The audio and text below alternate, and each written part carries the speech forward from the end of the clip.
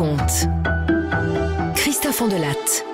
Voici l'histoire d'un crime passionnel commis pendant la Première Guerre mondiale en 1917 à Lourdes, dans les Hautes-Pyrénées.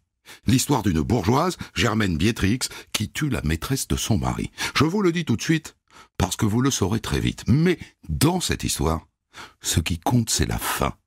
Je la tire d'un livre de Jean-François Fourcade, dit Coup d'Hache, Crime en Bigorre, aux éditions Midi-Pyrénéennes. Il sera là tout à l'heure. Je l'ai écrite avec Nicolas Loupien, réalisation Céline Lebras. Europe 1, Christophe Ondelatte.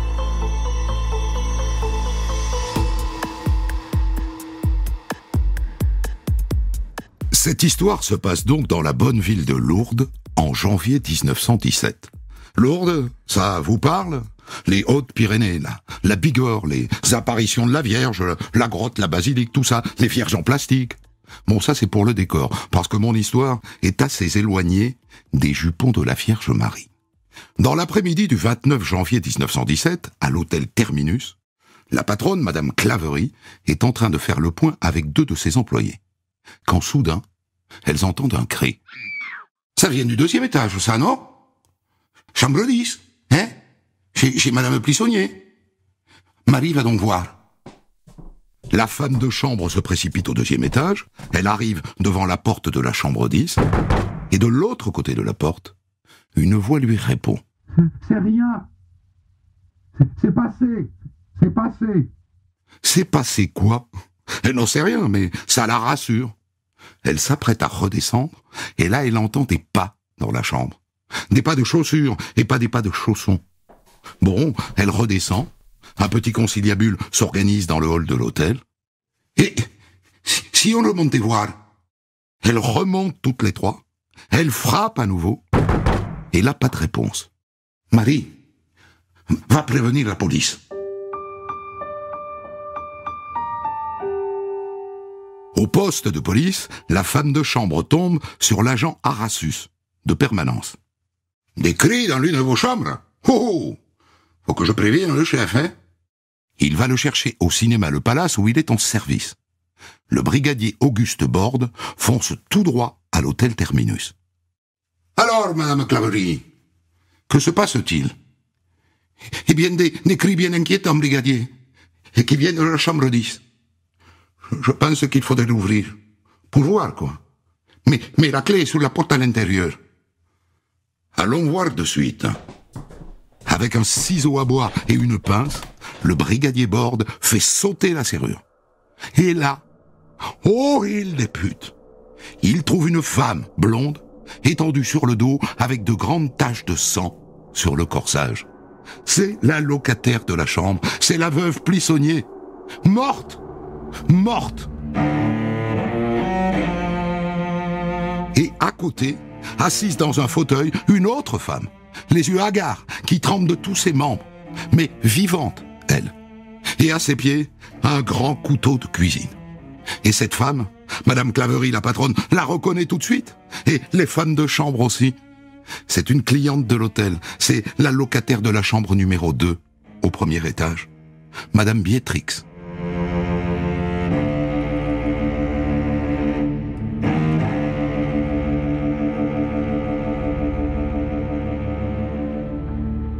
Cette femme, le policier lui demande de venir au poste. Elle est tellement secouée qu'elle n'arrive même pas à se lever du fauteuil. Ils doivent la prendre par le bras. En chemin, elle demande à s'arrêter 8 ou 10 fois. Et à la fin, il faut même la porter. Et plusieurs fois, elle demande. « Dites, monsieur, elle n'a pas trop mal? Ça sera rien. » Mais non, madame. 3 fois rien. Et donc, Germaine Biétrix, parce qu'elle se prénomme Germaine, se retrouve au commissariat de Lourdes face au patron, le commissaire Lacaze. « Alors, madame, est-ce que vous pouvez m'expliquer ce qui s'est passé dans cette chambre? » Eh bien, il y a quelques jours, j'ai intercepté une lettre qui était adressée à mon mari par une Gabrielle Plissonnier. Elle lui donnait rendez-vous à l'hôtel Terminus de Lourdes ce dimanche. J'ai compris que c'était sa maîtresse. Et donc j'ai décidé de venir à Lourdes. Par le train pour demander des explications à cette femme. Avec un couteau de cuisine. Je savais qu'elle avait elle-même un revolver. C'est pourquoi j'ai pris un couteau. Et que s'est-il passé dans cette chambre, madame? Oh, j'ai très mal à la tête, monsieur le commissaire. Je souffre énormément. Je vous en prie. Cessez de m'interroger. Le commissaire Lacaze accepte de mettre un terme à ce premier interrogatoire. Il écrit dans son procès-verbal: Nous constatons que madame Biétrix porte de nombreuses égratignures sur les 2 avant-bras. Ses vêtements sont tachés de sang. La vue de ce sang provoque chez elle une crise de larmes. Ses propos deviennent incohérents. Elle s'inquiète de l'état de sa victime, que nous lui taisons, et nous supplie de ne pas l'interroger davantage. Le commissaire fait aussi l'inventaire des pièces à conviction, un couteau de cuisine et 3 linges hygiéniques, dont 2 sont tachés de sang.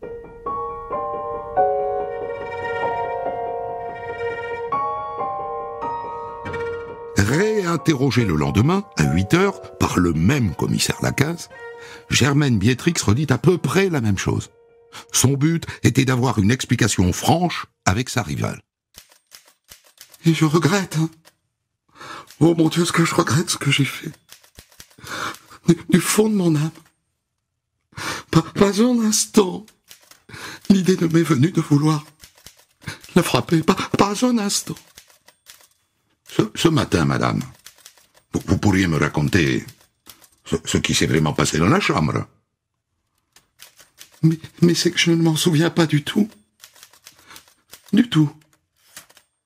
Et elle remet au commissaire la fameuse lettre qu'elle a interceptée.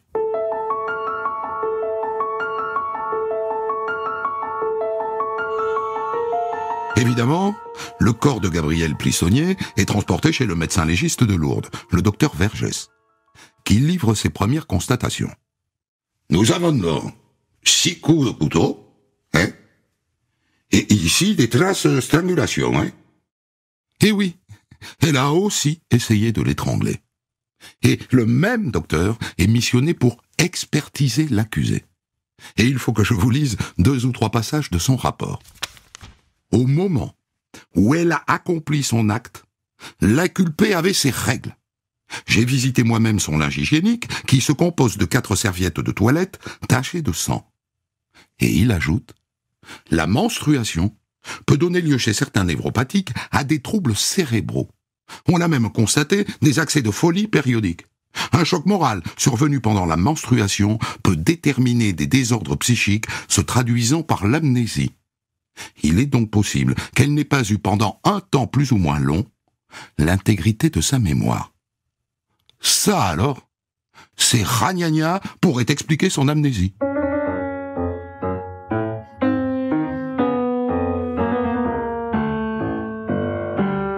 Une information judiciaire est ouverte dans la foulée pour assassinat. Et Germaine Biétrix est déférée devant le juge d'instruction. Elle lui redit à peu près la même chose qu'au commissaire. À un détail près. Quand je lui ai dit qu'elle devait quitter mon mari, eh bien elle m'a répondu qu'elle entendait demeurer sa maîtresse. À l'issue, le juge l'inculpe pour assassinat, c'est-à-dire meurtre avec préméditation.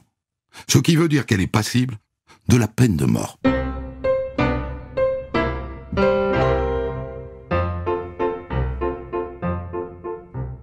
Alors maintenant, il faut que je vous explique qui sont ces gens.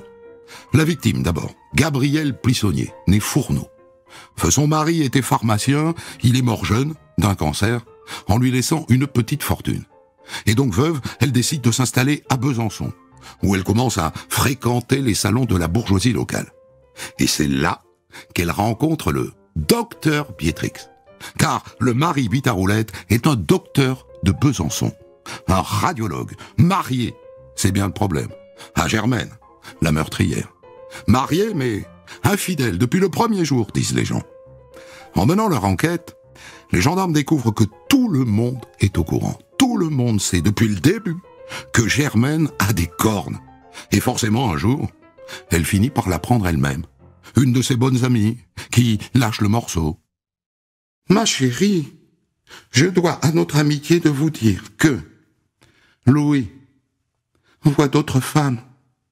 Oh, c'est terrible, je sais, mais je ne pouvais pas vous le cacher plus longtemps. » Il était temps qu'elle le sache, parce que Germaine se met à recevoir des lettres anonymes, avec la liste des maîtresses de son mari, dont cette fameuse veuve Plissonnier.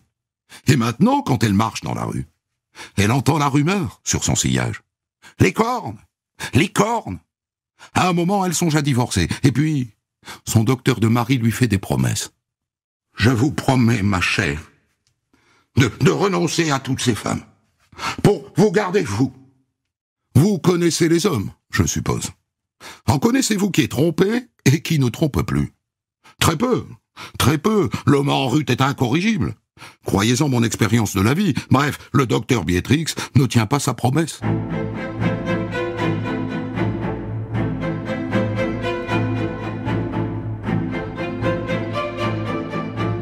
Et là-dessus, arrive la guerre de 14. Et le docteur est mobilisé et il part combattre dans l'Oise, où il est légèrement blessé par un éclat d'obus. Ensuite, il est fait prisonnier, envoyé en Allemagne, puis libéré en juillet 1915. Et à peine rentré, décoré de la Croix de guerre, la fine lame reprend du service. Il retrouve la veuve Plissonnier, incorrigible. Et sa femme lui pardonne encore. Et quand en juillet 1916, le docteur Bietrix est nommé médecin-chef du service de radiographie de Bagnères de Bigorre dans les Pyrénées, elle se dit « c'est bon, nous voilà débarrassés de ma rivale ». La suite nous prouva que non. Le juge d'instruction Morillon entend Germaine Bietrix à 4 reprises.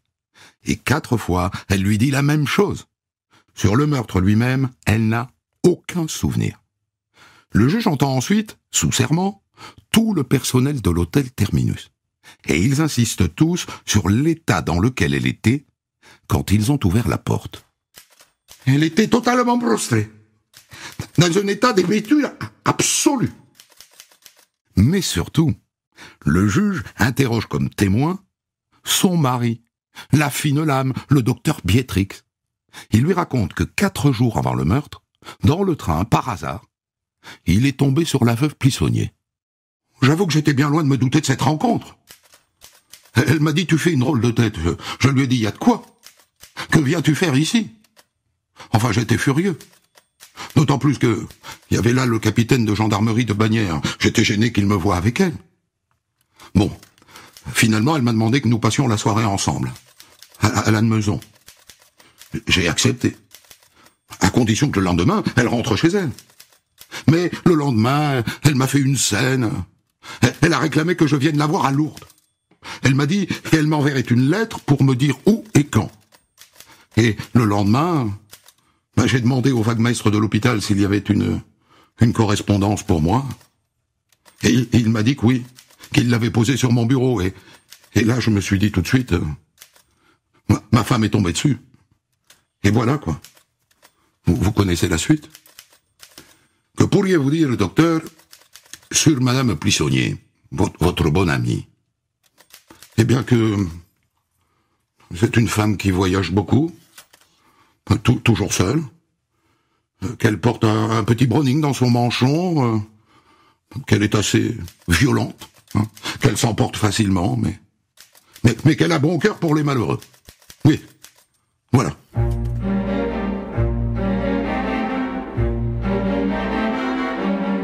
À ce stade, le juge est parvenu à reconstituer l'enchaînement des événements qui a conduit au meurtre.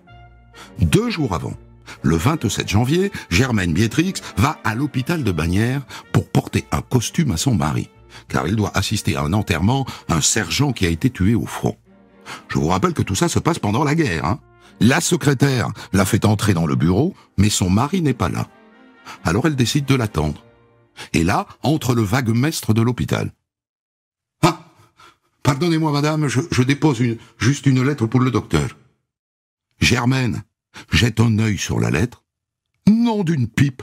Elle reconnaît tout de suite l'écriture de la mère Plissonnier. Et donc, elle ouvre l'enveloppe. Et la lettre est à l'entête de l'hôtel Terminus de Lourdes.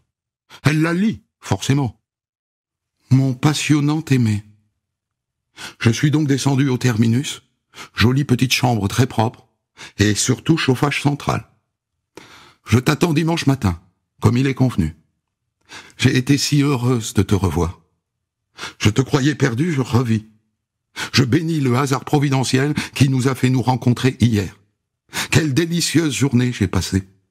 C'était l'une des meilleures journées de ma vie. Et cette nuit, oh, cette nuit, j'en suis encore si délicieusement courbaturé.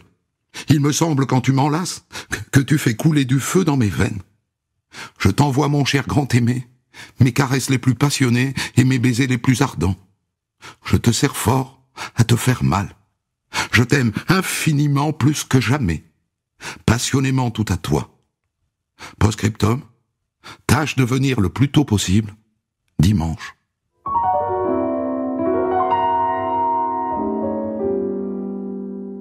Voilà donc la lettre qui a tout déclenché. C'est une lettre terrible, pleine de passion amoureuse. C'est une lettre obscène en vérité. Et je vous laisse avec cette question. Si vous trouviez une telle lettre adressée à votre amour, que feriez-vous? Que feriez-vous?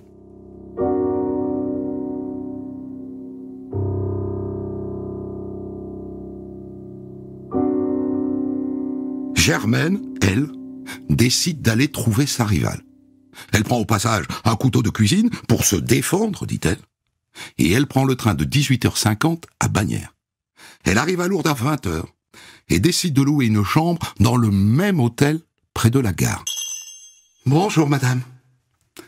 Auriez-vous, s'il vous plaît, une chambre disponible ?»« Oui, bien entendu. Tenez, la chambre 2, au premier étage. » « Dites-moi, est-ce qu'il y aurait dans votre hôtel une cliente, une dame blonde d'une quarantaine d'années, un peu boulotte, qui serait là depuis hier ?»« Parfaitement, madame. Ah, je suis une de ses amies. J'aimerais lui faire une surprise. Pourriez-vous m'indiquer sa chambre ? C'est la numéro 10, au deuxième étage. » C'est-à-dire la chambre juste au-dessus de la sienne. Depuis sa chambre, elle entend ses pas sur le plancher. Elle l'entend qui prend un bain. Elle l'entend qui sort du bain. Et là, elle se dit, c'est maintenant. Elle monte. Elle s'approche de la porte. Elle s'aperçoit qu'elle est ouverte. Elle entre. Elles ont une discussion très vive. Elle sort son couteau de son manchon. Et elle la tue.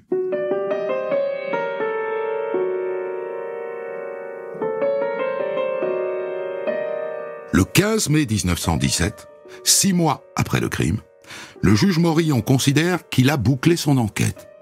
Il demande le renvoi de Germaine Biétrix devant la cour d'assises, pour meurtre.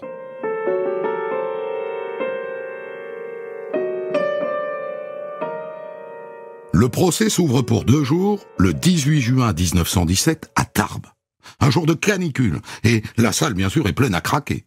Beaucoup de femmes qui tentent de se rafraîchir avec leur éventail. La cour! On commence par procéder au tirage au sort des 12 jurés. Et ma foi, il n'y a que des hommes. Parce que pour être juré, il faut être électeur. Et en 1917, en France, les femmes ne votent pas. Monsieur le greffier, je vous prie, veuillez procéder à la lecture de l'acte d'accusation.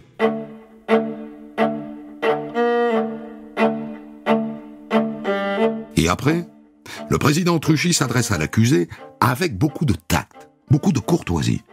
Elle raconte sa vie conjugale difficile, ses humiliations, ses pardons, les promesses non tenues de son mari, la découverte de la fameuse lettre, et finalement la discussion très vive qu'elles ont eue dans la chambre. Je n'avais pas l'intention de la tuer. Je voulais juste avoir une explication. À un moment, elle m'a dit que quoi qu'il arrive, elle resterait la maîtresse de mon mari. Et là, je ne sais pas ce qui s'est passé. À partir de là, je ne me souviens plus de rien. Elle est touchante, Et dans la salle, on compatit à sa détresse de femme trompée.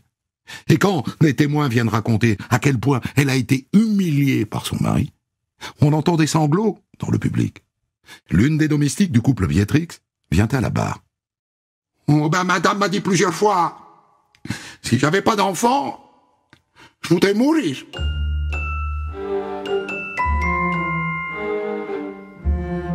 Et là, même les jurés se mettent à pleurnicher. Mais le moment le plus marquant, c'est quand un ami du couple Béatrix, un avoué de Besançon, maître Perrin, vient témoigner à la barre. C'est lui que Germaine Béatrix avait chargé des formalités de divorce auxquelles elle avait finalement renoncé. Je tiens à préciser ici en préalable que les époux Béatrix dont je suis l'ami, et par ailleurs le conseil, m'ont relevé de mon secret professionnel. Ce qui, bien sûr, m'autorise à témoigner des confidences qui m'ont été faites. Lorsqu'en 1912, Madame Béatrix m'a demandé de provoquer le divorce, c'est moi qui suis intervenu pour rétablir l'union entre eux, en accord avec Monsieur Béatrix. C'est moi qui suis allé voir Madame Plissonnier pour lui demander de cesser sa relation. Et vous savez ce qu'il en est advenu. Et Germaine a vécu cela comme une provocation, comme une torture morale. Je vous remercie, maître. Bien. Je vais procéder maintenant à la lecture d'une lettre écrite par Madame Béatrix à son mari en mai 1916, pour en quelque sorte le supplier de revenir à elle. Et, en préalable, je dois dire ici que, dans toute ma carrière de magistrat, je n'ai jamais lu de lettre plus belle, plus noble, et même, je dirais, plus sublime.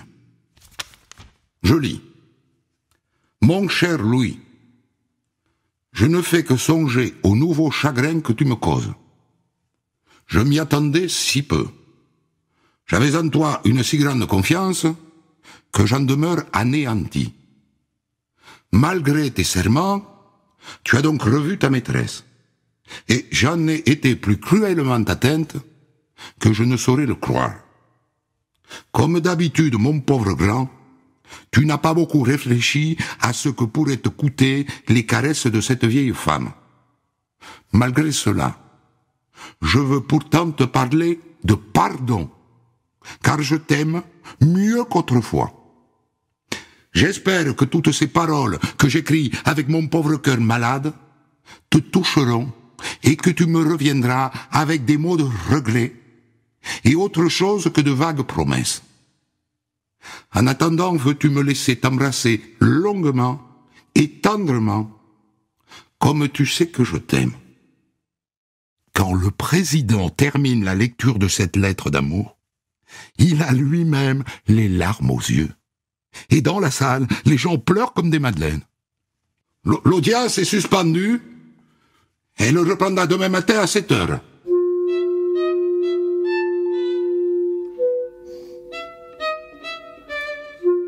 Le lendemain matin, la salle est à nouveau pleine à craquer. Et le président Truchy donne la parole à l'avocat général pour son réquisitoire. Tout le monde est impatient de l'entendre. Qu'est-ce qu'il va demander? Quelle peine va-t-il requérir? Dira-t-il que Germaine est un assassin ou qu'elle a donné la mort sans intention de la donner? Monsieur le Président, messieurs les jugés, il me semble que le cœur d'une femme recèle des trésors insondables, des tempêtes terribles qui viennent comme un coup de foudre bouleverser les meilleures tendresses et les foyers les plus unis. On commence par un flirt, mais en amour la pente est si glissante que les passions une fois déchaînées, il est bien difficile de se ressaisir. On comprend tout de suite que l'avocat général lui-même a été touché par la dame. Il est tout en modération, tout en réserve. Et à la fin, il ne demande pas expressément de peine. Vous la déclarerez coupable, bien sûr. Il ne faut tout de même pas oublier que dans cette affaire, Une femme a été tuée. Incroyable mansuétude de l'avocat général. À ce rythme, ils vont tout de même pas la quitter.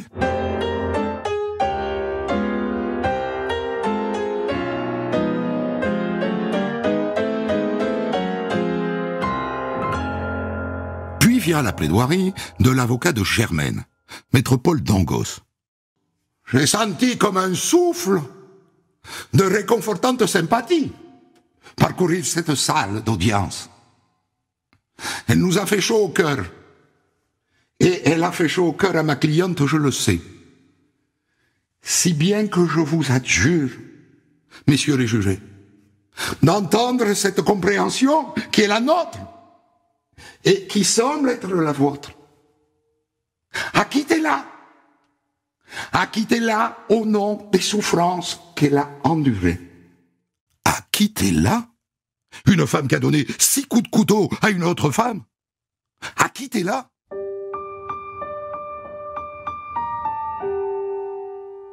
Avant que les jurés ne se retirent, le président leur lit la liste des questions auxquelles ils devront répondre.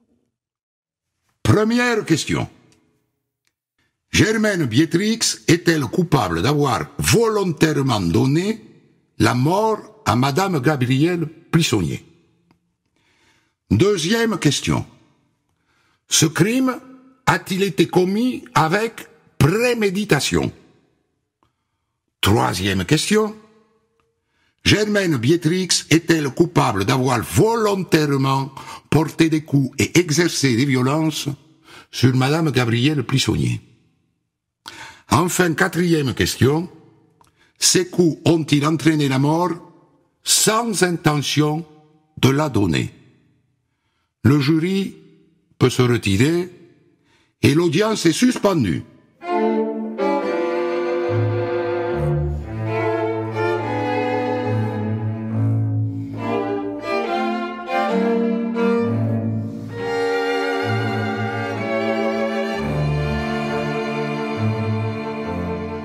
La sonnerie retentit 1 heure plus tard. Et dans la salle pleine à craquer, les 12 jurés reprennent leur place dans un silence de mort. Le premier juré se lève. Aux 4 questions posées, les jurés, à la majorité d'au moins 8 voix, ont répondu non. Non! Non! Tous ceux qui connaissent la machine ont compris. Mais c'est au président d'annoncer le verdict. Madame Bietrix, vous êtes acquittée de la totalité des chefs d'inculpation. Dans la salle, les gens se mettent à applaudir et à pleurer. Germaine est acquittée. Dans la foulée, on la reconduit à la prison pour qu'elle prenne ses affaires. Et elle rentre chez elle, à Bagnères, où son mari l'attend, un peu gêné sans doute, parce qu'en acquittant sa femme, on dit que le salaud, c'est lui.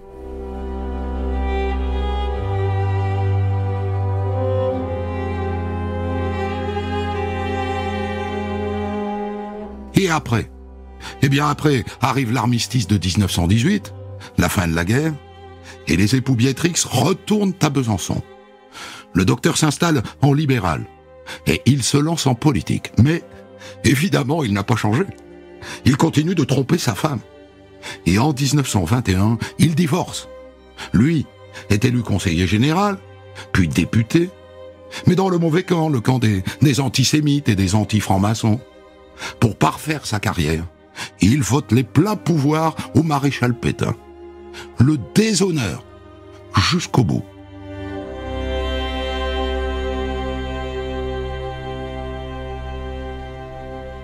Merci, 3 fois merci à vous, Jean-François Fourcade, dit Coudache, pour ce livre Crime en Bigorre dont je viens de tirer une fois de plus une histoire extraordinaire, ce livre paru aux éditions Midi-Pyrénéennes. Incroyable verdict, bien sûr, un peu difficile sans doute à comprendre aujourd'hui. Il faut expliquer peut-être, Jean-François Coudache, quelle est la mécanique qui est à l'œuvre à l'époque. Les jurés délibèrent seuls. Oui, alors il y a plusieurs raisons qui expliquent l'acquittement. La première raison, c'est déjà la composition du jury. Le jury, ce sont 12 hommes. Les femmes ne seront jurées qu'à partir de 1941. Deuxièmement, comme vous venez de le dire, à l'époque, les magistrats professionnels, c'est-à-dire le président et les 2 assesseurs, ne participent pas au délibéré sur la culpabilité. Ils ne participent qu'au prononcé de la peine, de sorte que ce sont les jurés seuls qui sont amenés à dire s'ils sont coupables ou pas. Vous voulez dire par là, Monsieur Fourcade, que un président aurait orienté le jury vers une culpabilité à minima? Ça ne fait aucun doute. Aujourd'hui, Madame Biétrix ne serait pas acquittée. Elle serait condamnée à une peine légère, mais elle serait condamnée. Les magistrats professionnels faisant comprendre malgré tout aux jurés populaires qu'il y a des faits qui sont criminels et qui doivent être sanctionnés. Alors, un autre motif qui pourrait expliquer la décision d'acquittement, c'est l'impact des avocats de la défense à l'époque qui arrivaient à retourner un jury complet. Par leur seul talent, ils arrivaient à retourner le jury. Et dernier point, à l'époque, et encore jusqu'en 2010, il faut savoir que les jurés n'avaient pas à motiver leur décision. Le président des assises, lorsque les jurés se retiraient, ne faisait que leur dire « vous devez juger en votre âme et conscience ». Avez-vous une intime conviction? Même si les faits sont établis, les jurés pouvaient, sans craindre quelque critique que ce soit, dire « mon intime conviction, c'est qu'elle n'est pas coupable ». Je ne suis pas sûr de vous avoir compris sur le fait que le jury est essentiellement constitué d'hommes. Des hommes pardonnent à des hommes, moins facilement à des femmes. C'est pas évident comme raisonnement. Eh bien, peut-être que des femmes auraient été plus sévères parce que la victime était une femme. Et peut-être que les hommes se sont montrés bienveillants en réaction aux maris infidèles qu'ils ont voulu quelque part sanctionner. Mais à mon avis, la décision d'acquittement est une décision, j'allais dire, de compassion. Voilà, il ne faut pas chercher du droit là-dedans. Au niveau des faits, il y a bien meurtre, il y a bien assassinat, puisque cette dame, elle est quand même venue de Bagnères, elle a pris le train, elle a pris un couteau, elle a pris le champ, donc il y a bien préméditation. Mais les jurés ont dit non, dans notre âme et conscience, elle n'est pas coupable, et donc ils avaient le droit de juger comme ça. Mais bien évidemment, aujourd'hui, ça ne serait pas possible.